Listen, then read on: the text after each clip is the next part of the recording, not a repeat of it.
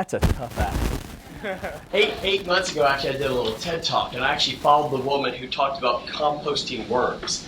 That's the talk you want to follow, not that.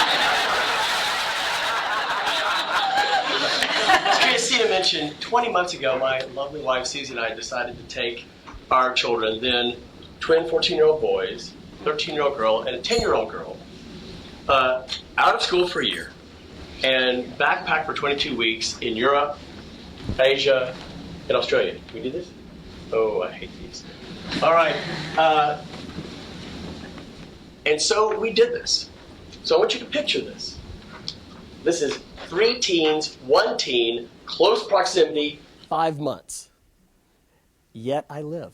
And this story is one of the reasons I'm standing here in front of this wonderful and august group, horribly worried. And I'm worried because I'm not here talking about something cool like flying cars or Google Glass. I am breaking one of the fundamental rules of humanity because there are 2 things that none of us ever want unsolicited advice on. 1 is our sexual performance, and 2 is our parenting. And I'm about to take the harder of the 2. All right? So what I'm hoping with some trepidation is that you'll give me a little bit of grace, because for the past 20 years, I've run summer camps. And what that means is every year I work with at least 1,000 families. And I get to see what's working really well and what isn't working well. Those of you who knew me from class also know I'm kind of an unapologetic geek. So I'm also reading a lot of cognitive theory, a lot of behavioral development, and seeing what works and doesn't work. So what I want to try to do here is share 3 observations, 3 areas that we overachieving parents tend to do that create challenges for our children. And the first I'm going to call excess parenting. The second I will call competitive parenting, and the last is choosing our stories well. So excess parenting, it's often called helicopter parenting, you've all seen, right? We are adjudicating our children's friendships. We are helping them with their work to the point that we are now co-authors, right? And we're fighting their battles for them with coaches and teachers. A bad grade results in lobbying a teacher or hiring a tutor. And when I see that, I see an opportunity lost, an opportunity to teach our children accountability or to help them develop resilience, which we all know correlates with long-term success. Now, the challenge here is that we all not only are missing those opportunities, is that we're sending a really deleterious message to our children. When we fight their battles for them, the message is clear: you cannot fight it for yourself. You are weak and you're incompetent. Every time you save them, it sends them a clear message they cannot do it on their own. I think sometimes less is more when it comes to parenting. I actually want to write a book, but my wife hates the title, but I'll tell you anyway. Parenting Through Laziness. I want you to think about those times that you could do less and let your child fill the space and discover his or her own capability. The second topic is competitive parenting, and I know you know this one. I will see your gluten-free diet and raise you in a macrobiotic vegan diet. Oh, I see that your 8-month-old is in music class. Mozart in utero. I'm being a little facetious, but we all have the parent who's throwing the flashcards up in front of the baby, teaching taekwondo to toddlers, and sweating every single preschool and kindergarten admission. And I'm here to tell you,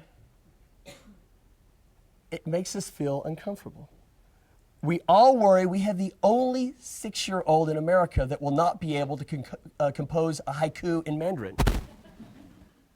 But these efforts are not worth it. There's clear research on this, that children who have been taught to read at age 4 or 5 have absolutely no advantage when they're 12. Trying to teach your children to learn to read early does not help. Reading to them does, teaching them to read doesn't. Being in the right elite soccer class or soccer team when you're 11 does not correlate with long-term success or happiness. And even the grandest of all prizes getting your child into the right school is not really worth the effort we put into it. We spend too much time trying to get them into the right school instead of preparing them to get through the right school. There's a study of kids who got into Yale. Some who did not go to Yale but instead went to a state school end up doing 10 years later exactly as well financially as the ones who went to Yale. I'm not really fond of this study because it's kind of helped me to have that whole Harvard thing going out there. But apparently, this study is pretty definitive. They've done it twice. But there's also another element there, that as we obsess about things like the school our kids go to, we create stress. When we create stress, we pass that stress on to our children. And regular and sustained exposure to stress and the hormones associated with it are correlated with a huge array of deleterious long-term outcomes like alcohol abuse, depression, eating disorders, divorce. So in a horrible, sad irony, our committed and loving efforts to give our children advantage later in life is creating stress that may indeed create long-term disadvantage for them. Once again, less is more. So the third topic is about stories. And here is where it gets a little bit more personal for me, because when we were on our trip, we're in the middle of, I believe we were in Barcelona at the time, and I have, one of my sons is kind of an alpha male, and he comes up to my wife and says, "Mommy, I've never assumed I would love what I do in the future as much as you and Daddy do. And I've never assumed that I'd be as passionate, but I knew I'd make more money. I would have taken the jobs that Daddy chose not to take. But now I'm not sure, because this trip's kind of expensive. What if I don't measure up there either?" And I think about what we'd done. We had avoided the pitfalls of excess parenting because we had this wonderful laboratory of 1,000 parents. So I get to see which kids are extraordinary, which one are going and filling the room, and I go and grab those parents and say, "What have you been doing?" And I've been asking for 20 years. I also read the research. So I was able to let my children fight their own battles.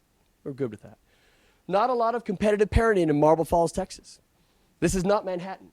There's not a lot of alpha parents there, which is nice. But I realized my son was hearing the wrong stories. So there are two bad stories he heard. The first was a story about my life. He saw it as this wonderful avenue of successes, where I see it as a street wrought with potholes of challenges and failures, failed businesses, difficult efforts. But more importantly, those are the experiences that I most learn from. Those are the experiences that most define who I am and the gifts that I have. That's the story my son needed to hear. And the second story is ubiquitous and insidious.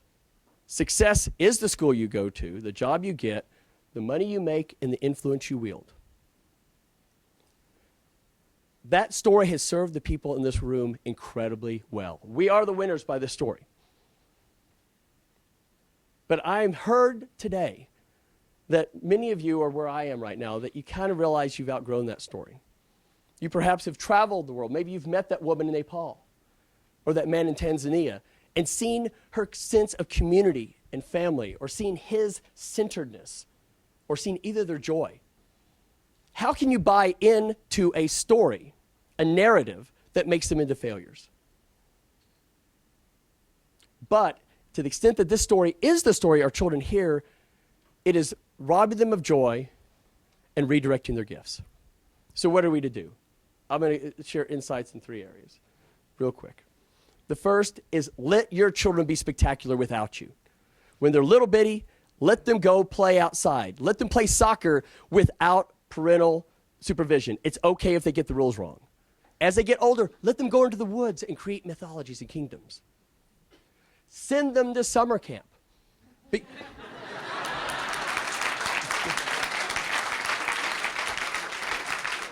It doesn't have to be mine, but it's a place where a place that will share your values, but your child can be spectacular outside of your shadow. And when they get older, let them go into town and shop, let them fly across the country and visit relatives. Second bit of advice is believe in their strength and their capability. All right? Do not believe that any failure will bruise and destroy them. 400 years ago, 13-year-olds were parrots and soldiers and workers. And unless I'm missing something, our children are not genetically inferior to their ancestors. Yet we treat them like China dolls. Let them fail, because that will give them resilience. They can succeed later. And find places where the price of failure is not that big. It doesn't matter if your child gets a 0 on assignment in 3rd grade. One thing I love about camp is, as far as I can tell, I've checked, if you don't get to the top of the climbing wall or learn how to water ski, it's not on your permanent record. And let them fight their own battles with their friends, with their coaches, with their teachers. And last bit is choose your stories well. Share stories of your challenges and your resilience. Because strength and courage comes from challenge and struggle. And also make sure your stories stress what you value: family, justice, sustainability, and not wealth or influence. Oh, and I guess if you can manage a couple-month trip through Asia, that's pretty nice too. Thank you very much.